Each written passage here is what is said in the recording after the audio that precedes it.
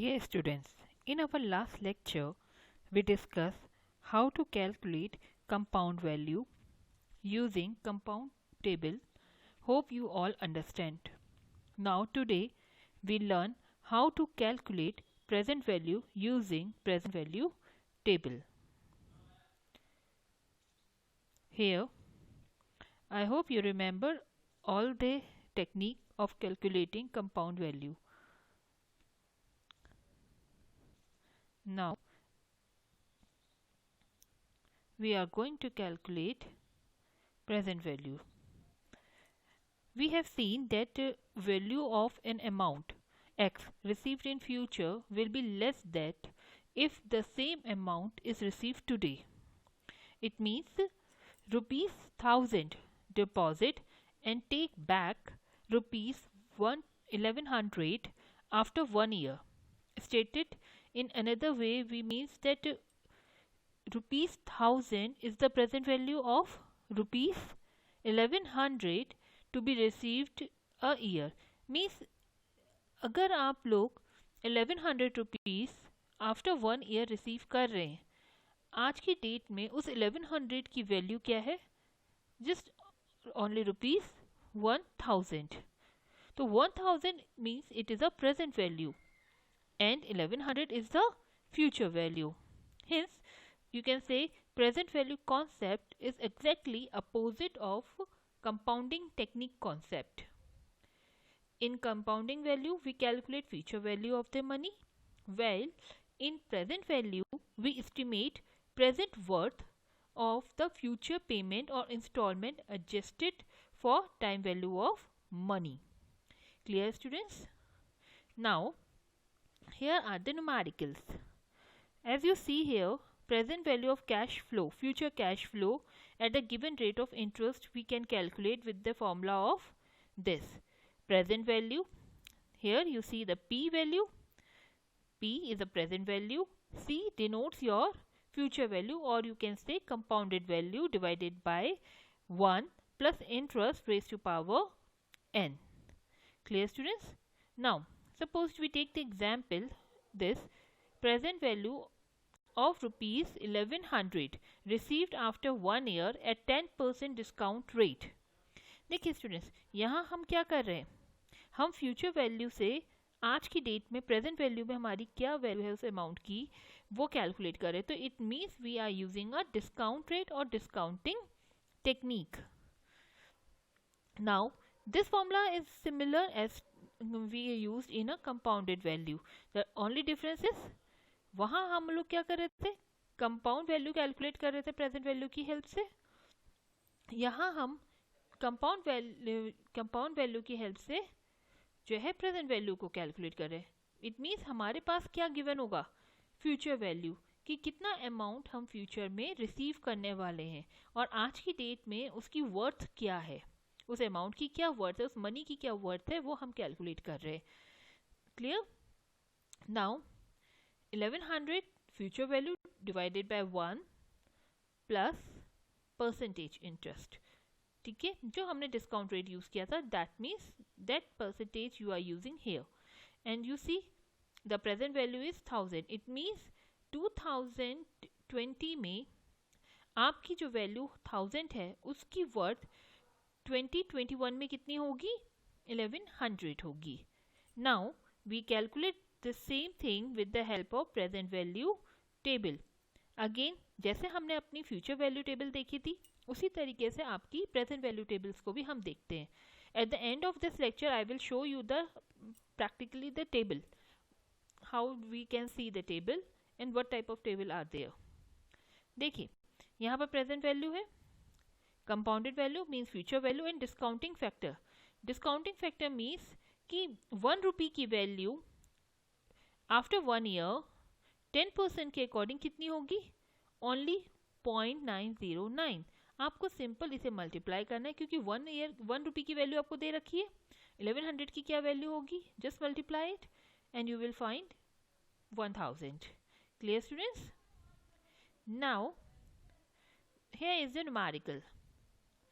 Suppose capital investment in a project is expected to bring a cash inflow for a period of 6 years as follows.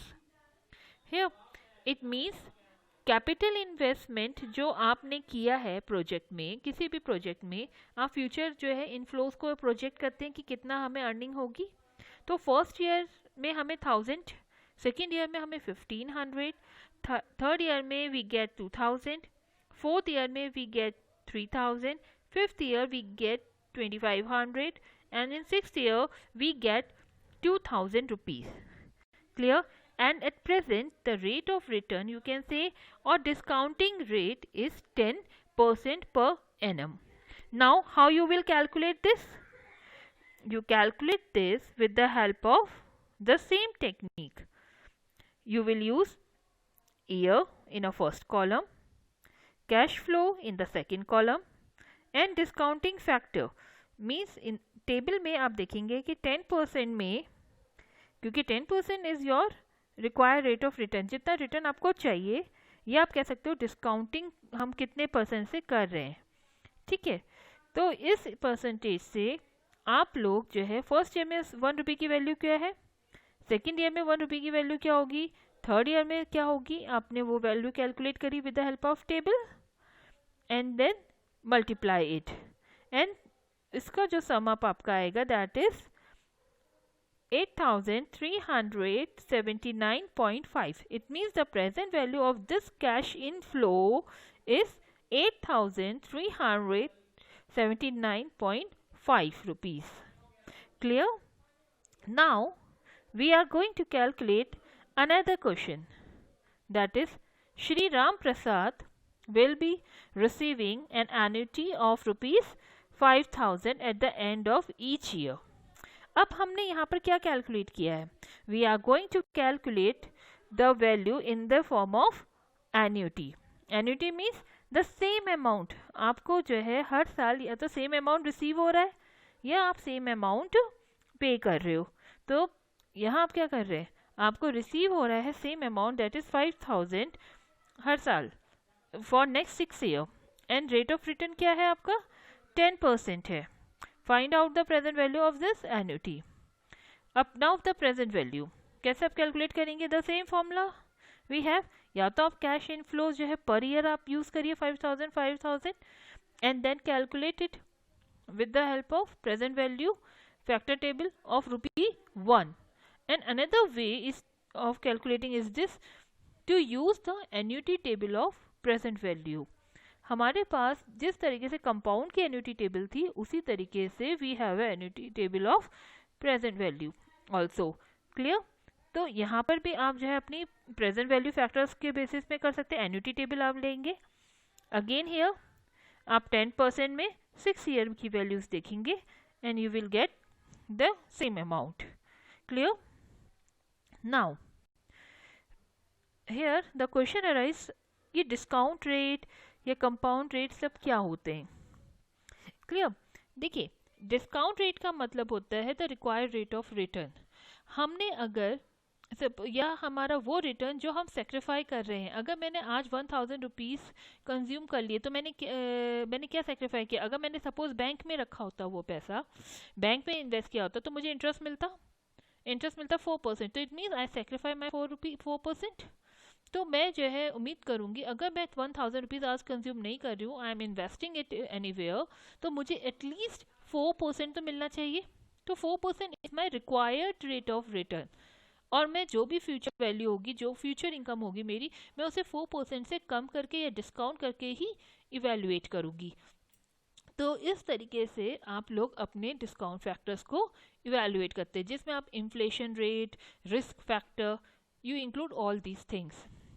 क्योंकि जितना ज़्यादा risk होगा, जितना ज़्यादा आप लोगों का किसी और इन्वेस्टमेंट में या कहीं और इन्वेस्ट करेंगे अपने अमाउंट को, तो आपको जितना रिटर्न मिलेगा वो हमारा उतना ही परसेंटेज या आपका डिस्काउंट का इंक्रीज कर देता है.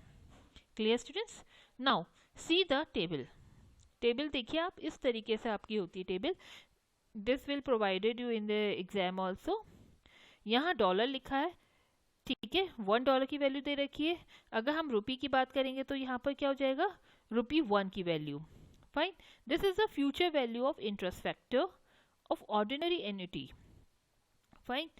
अब यहाँ पर आप एन्युटी टेबल देख रहे हैं, ये एन्युटी की है कि अगर 10% होगा after 1 year you will gate 1, क्योंकि 1 ईयर में आपकी कोई वैल्यू चेंज नहीं होती है मनी की, ठीक है। Then in second year you will get 2.1, then in third year you will get 3.3. Fine. And this is the present value of annuity. Again here आपने देखा ऊपर लिखा हुआ है annuity 10%, 1% annuity क्या होगी 0.909 मीन्स 10% से अगर डिस्काउंट होगा आफ्टर 1 ईयर 1 रुपी की वैल्यू कितनी होगी 909। 1 रुपी की वैल्यू सेकेंड ईयर में कितनी हो जाएगी 1.736। This is in case of annuity. अब यहाँ पर क्या है, इस अमाउंट में जो हम यहाँ पर ये अमाउंट आप देख रहे हैं, ठीक है, इस अमाउंट में आपका फर्स्ट ईयर की वैल्यू भी एड ऑन है। Clear students? Now we see the normal table. This is the normal table of future value.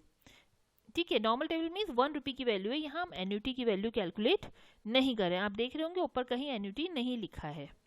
Fine. अब देखिए 10% में अगर आप 10% के अकॉर्डिंग जो है सपोज कंपाउंड कर रहे हैं तो after 1 year you will gate 1.1। After second year आपकी वैल्यू क्या हो जाएगी 1 रुपीज़ की 1.2। आप देख रहे हैं परसेंटेज जो है आपकी इंक्रीज हो रही है। कंपाउंड में क्या होता है, फ्यूचर में वैल्यू जो होती है आपकी इंक्रीज होती जा रही है। क्यों? क्योंकि रुपी की जो वर्थ है, पावर है, वो कम हो रही है। ठीक है। Now see the present value. ये है present value means after 1 year आप देखेंगे 10% में 1 रुपी की वैल्यू कितनी रह गई है 0.909 ओनली। आफ्टर 2 ईयर 1 रुपी की वैल्यू कितनी है 0.826। इट मीन्स यहाँ पर क्या हो रहा है, आपकी जो मनी की वर्थ है with the passage of time it is reducing. ठीक है, तो आपकी वैल्यू जो है, आपकी वर्थ जो है अमाउंट की, वो क्या हो रही है, रिड्यूस हो रही है जैसे जैसे टाइम आपका आगे पास हो रहा है। यहाँ हम क्या कर रहे हैं, डिस्काउंट कर रहे हैं। ठीक है, और यहाँ आप क्या कर रहे थे, फ्यूचर वैल्यू में आप कंपाउंड कर रहे थे, उसमें इंटरेस्ट ऐड ऑन कर रहे हैं। क्लियर? तो this is all about the time value of money. Now your assignment, you need to submit at least 2 numerical related to present value technique. Clear student? And another assignment is, what is the practical application of time value of money? आपको ये दोनों assignment submit करने हैं on coming Friday. Clear? If you have any doubt you can call me. I will tell you how to do it. और कहीं पर आपको समझ में नहीं आ रहा है न्यूमेरिकल तो आप मुझसे जो है फ्रीली बात कर लीजिएगा, क्योंकि ये हमारे न्यूमेरिकल का बेस है। अगर ये क्लियर हो गया तो मान के चलिए फाइनेंशियल मैनेजमेंट की बहुत सारी प्रॉब्लम सॉल्व हो जाएंगी। Clear students? Hope you understand it better. Thank you.